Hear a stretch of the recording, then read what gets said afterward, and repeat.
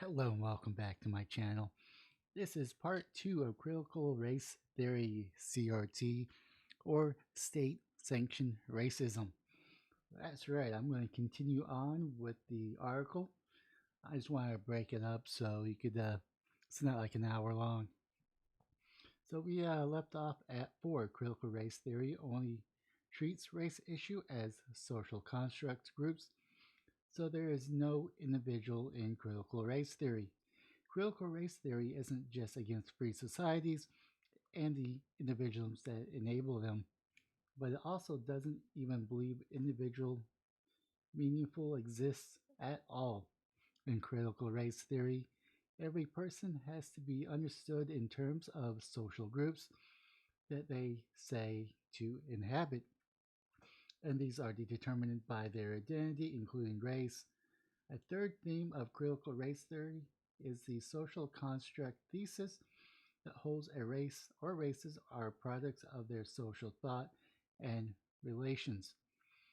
Not object, inherent, or fixed, they are corresponded by no biological or genetic reality, rather that races are categorized as social invents, manipulates, or retires when convenient, wrote Delgado and Stefanik.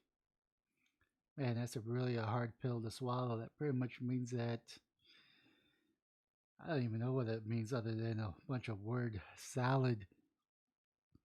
Under critical race theory, races and categories of social invents that we impose are entirely through social assumptions, mostly stereotypes, and the people are members of those racial categories, whether they want to be or not. Moreover, they argue that society as social stratified, which means that different social groups, like these racial groups, have differential access to opportunities and resources of society. While this bears some truth on average, it ignores individual variations that are obvious when considering examples of powerful, rich, and famous black people like Barack Obama, Oprah Winfrey, and Kanye West. Critical race theory forces people into these averages, though they are considered them to be primarily in terms of their group identity rather than their individual identity. This is part why they use the word folks instead of people. It's a designation into social group. Thus, in critical race theory, the goal of identity or ideally treating every person as individual who are equal before the law and meant to be judged upon them. The context of their character and the merits of their work are considered a myth that keeps racial minorities down. Instead of seeing people according to their racial groups only, this is why it's so commonly that progressive racial programs end up hurting the people that they're written to help the most. Racial justice in critical theory means that justice for the group, which it says in social construct or construction, not for the real reasons that they're just a member of that group. As Lynn Limsky wrote on page 93 of Educator to Educator, another educational manual, in critical social justice programs, if democracy is about individual rights, justice for the individual, then the social justice about the group's rights, justice for groups, and for their fundamental differences between the general and notion of justice and the notion of social justice. So that pretty much means that regardless of your skin tone, you're always going to be part of that skin tone and you're not going to be judged on the merits or your actions because there's always going to be a cop out. It's kind of like if I were to get a job, that's going to be expected because I'm white and white people always get jobs. Whereas if a black person commits a crime, they're always going to commit the crime because of racism, because they're black and they don't have the same opportunities that I would have, regardless of how much crap that sounds. That is not entirely true. I think everyone has equal opportunities, while some have more opportunities based on where they're at in their life. And what I mean by that, or by their environment, people like Kanye West and Barack Obama came from a wealthy family, or are actually wealthy themselves. Therefore, their kids will actually have more opportunities. That's the same thing with any group that are financially stable. They're able to offer more opportunities opposed to someone living in the hood from a single parent, um, mainly because either their mother or their father is in prison for a crime that they commit. They're going to have less opportunities as someone with a two-parent home that's able to give them more attention and more love and affection to steer them on a correct path. But this is pretty much saying it's removing those and only limiting to the color of the skin, which is very, very terrible. And it takes the individual out of it and makes it more into a group issue opposed to an individual issue. And then that's kind of scary. Anyways, critical race theory believes science, reason, and evidence are a white way of knowing, and that storytelling is lived. Experience are black alternatives. Or remember above where Delgado and Stefnik said that the normal science is a part of everyday, ordinary racism of our society. That's because critical race theory is not particularly friendly towards or to science, residing somewhere between general disinterested in science and the open hostility to it, often depending on the circumstance. This is because critical race theory uses the social construct thesis, believes that the power and politics of culture groups make their way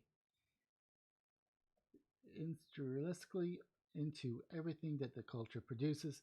Thus, science is just politics by the other means to critical race theory. So, if you want to actually use this as a scientific method is racist, and then isn't this a scientific method of going about how to implement it? So, therefore, this whole thing is in a paradox within itself because the critical race theory is loosely based on science, but therefore is coming up with a science way of measurement, therefore in itself is inherent racist. I mean, that's pretty much what I'm getting out of this if I'm going to use their own terms against them. Anyways, moving on. Since the modern science is predominantly produced by a white Western mad critical race theory, therefore views science as white and Western way of knowing. Critical race theory therefore maintains that science encodes and perpetrates white dominance and thus isn't really fitting for black people who inhabit a political culture of blackness. This obviously is a horrible sentiment, and it is one that goes against the very first pillars of science. Universities, university, then it goes, university in science says that it doesn't matter who does the experiment, the result will always be the same. That's because science believes in objectivity, which critical race theory is also called oppressive myth. For example, Robin DiAngelo and Oslam Sensory wrote, one of the key contributions of critical theorists is concerned with the production of knowledge. Given that the transmission of knowledge is a integral activity in school, critical scholars in the field of education have been especially concerned with how knowledgeable is produced or how much knowledge is produced. These scholars argue that the key element of social injustice involves the claim that particular knowledge is objective, neutral, and universal. An approach based on critical theory calls into question that the idea of objectivity is desirable or even possible. The term used to describe this way of thinking about knowledge is socially constructed. When referred to knowledge as socially constructed, we mean that knowledge is reflective of the value and the interests of those who produce it. So I guess that means in their idea that 2 plus 2 is not 4, therefore it must be 5 because white people invented math. I'm just, that's pretty much what I'm reading out of it. Sensory and D'Angelo also claims that science presumes superiority and infallibility of scientist method. By the way, this is false, and therefore we should be asking whose rationality and those who presume objectivity underlines the scientific method, then even more cynical, they insist that we must ask whose interests are served by science, as though as they are relevant questions to ask of all universals. I cannot pronounce this word. Of a universalist method, critical race theory falsely asserts that white people interests are primarily served by science. This isn't just this isn't all just wrong and generally racist. It's dangerous. Continuing that the general racist thinking that black people aren't suited or served by science, Delgado and Stefnik says that storytelling is about their lived experience as a primary mode in which black people in critical race theory produce and advance knowledge. Importantly, these are lived experience only considered valid if they agree with critical race theory they write. Critical race theory have built upon everyday experiences with the perspective, viewpoint, and the power of stories and the persuasion to continue a better understanding how Americans see race. They have written parables, autobiographies, and counter stories that have investigated the factual background and personality frequently ignored in the casebook of well known cases. While the stories can be informative, to create a position that science is a way of knowing for white, Western people, especially men, and storytelling is one more suited for a racial minority. Critical race theory itself racist against a racial minority that cripples the people it claims to help. This happens in multiple ways, including undermining their capability for critical thinking, teaching them to see the world in a us versus them way that oppresses them, and asserting them with harmful negative stereotypes that are rigorous that methods are all what white people and black people uses. And the more and more I read this, and more I wish that this wasn't a thing. Anyways, number 6, critical race theory rejects all potential alternatives like color blindness as form of racism. Critical race theory is completely against the common sense idea that race becomes less socially relevant and racism is therefore diminished by not focusing on race all the time, where liberalism spent centuries removing social significance from racial categories once they have been introduced into the 16th century. Critical race theory inserts it again front and center. In fact, you might guess by now that the idea of colorblindness is one of the most racist things possible because it hides the real racism from view. While colorblindness sounds good in theory, the practice is highly problematic, writes Sensory and D'Angelo, page 108, as we read them from D'Angelo and Stefanek. I probably not going to continue reading their names. Colorblindness is a formal concept of equality expressed in the rules and insists that the only treatment is the same across the board, thus can remedy the only blatant form of discrimination, such as mortgage redlining, or the refusal to hire black professors or PhDs rather than a white high school dropout that do stand out and attract our attention. I'm going to need context there, but anyways, while there is a point here that being too colorblind can cause someone not to see racism at all, even when it's a real problem, especially when the influence is subtle, this is called racism blindness, a remedy critical race theory gives to this Imperfection of colorblind approach to do exactly the opposite. Thus, racism has to be made prevalent in every situation where racism is present, in which every situation, as we saw to the point one above, and has attached incredible amounts of social significance to race and how it factors into every interaction. That means that you have to find and focus upon the hidden racism in your workplace, your school, your society, your neighborhood, your books, your food, your music, your hobbies, your faith, your church, your your community, your friends, your relationship, and yourself, even and everything else too, all the time according to critical race theory. This has the opposite of the punitive intended effect, although it does cause people to see some legitimate racism that they would have otherwise missed. It makes all of our relationship and social systems extremely fragile, tense, ready to explode over a highly divisive issue. It also diverts resources into doing real work or building real relationships because you're looking for and thinking about racism all the time takes effect. Critical race theory says the minority races already have to think about racism all the time, and only white people have their privilege not to. But this is, again, a more sloppy analyst that ignores the reports and experience of every racial minority who disagrees.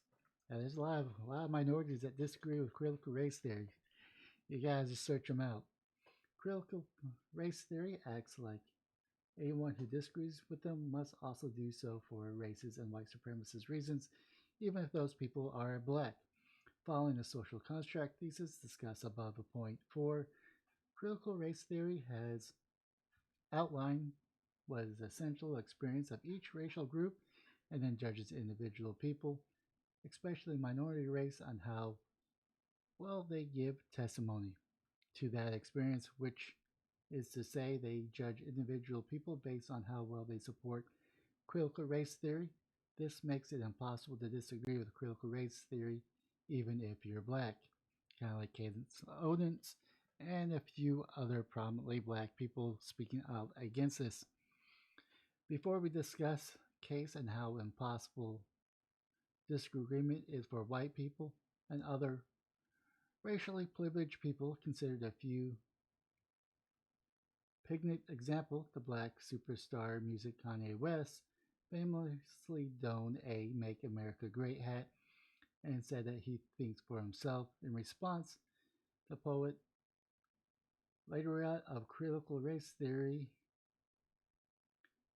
Ta-Nehisi Coates, wrote a widely read article suggesting that West is no longer really black. The black musician Daryl Davis, who is famously for talking to hundreds of real white supremacists out of the KKK hoods, once tried to invite a conversation of this sort in 2019 as members of nominally anti-fascist group called Antifa called him a white supremacist for being willing to associate rather than fight or kill the people he invited to have a conversation. This phenomenon can be explained as Nicole Hannah Jones, the creator of the New York Times Magazine 1619 Project, a critical race theory historiographic, not an article of history, tweeted and then deleted that there is a racial black on the one hand and a potentially or politically black on the other. That makes no sense. Anyways, critical race theory is the only interested in identity politics associated with being politically black, and anyone who disagrees with critical race theory, even if racially black, does not qualify. The common way to phrase this is that they're not really black. This means that critical race theory diversity, in which calls for often, must be skin deep.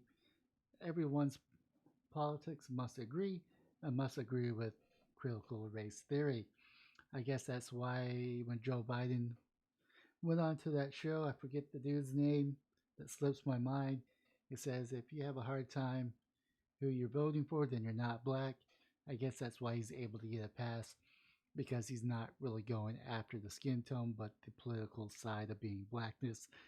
By the way, that's our president, our one of our most racist presidents to date, and was elected by a lot of votes.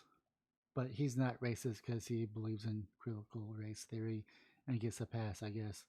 Anyways, this is obviously much worse than the problem for white people, as others who said to have racial privileges, the more concept of critical race theory to deal specifically with how and why white people are racist for disagreeing with critical race theory than perhaps any other idea.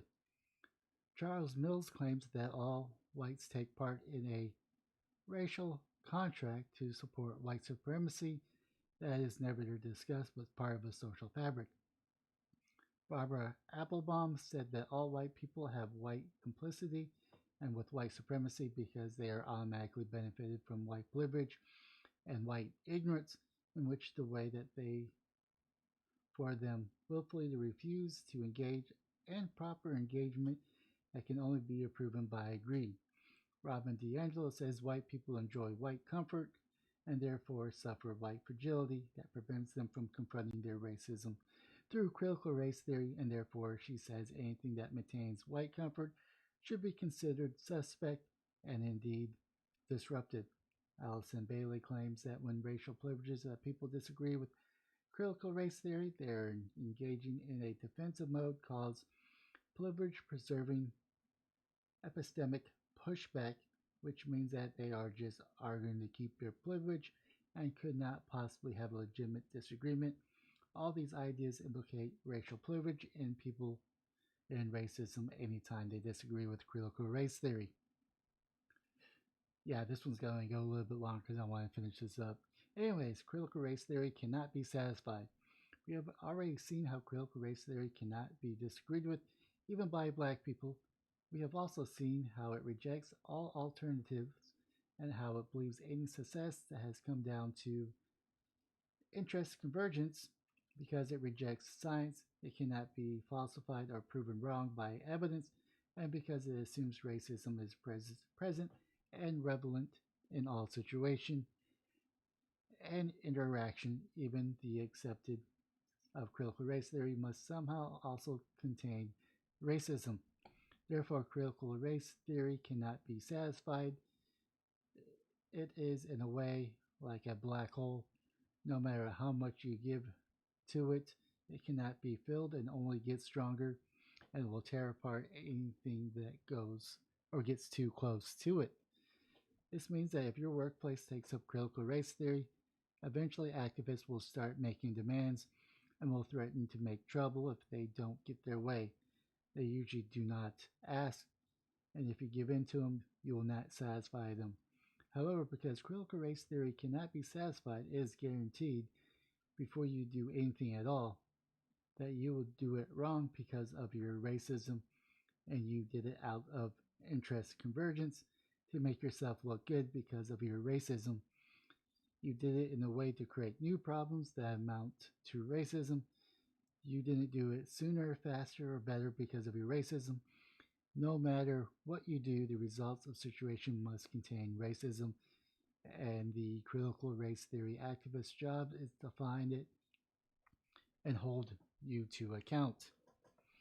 Therefore, giving into the demands made by critical race theory cannot be appeased. It can, however, signal that you would give in to their demands, which then will continue to come and to escalate.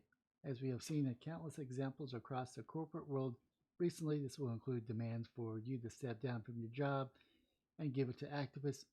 Even that won't satisfy them, and if the venture fails as a result of the disruption, racism was the cause of that failure too. And that's not all. This is a grim but fair description of critical race theory, and what is worse, woefully incomplete.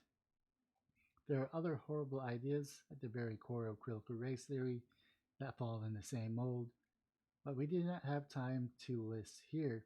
These includes the idea that racism barely gets better, if at all, that equality is a source of racism, that people who benefit from racism have no incentive to be against racism, and that racism has a zero sum conflict in which arranged by white people so that no one can have a real chance in society, that races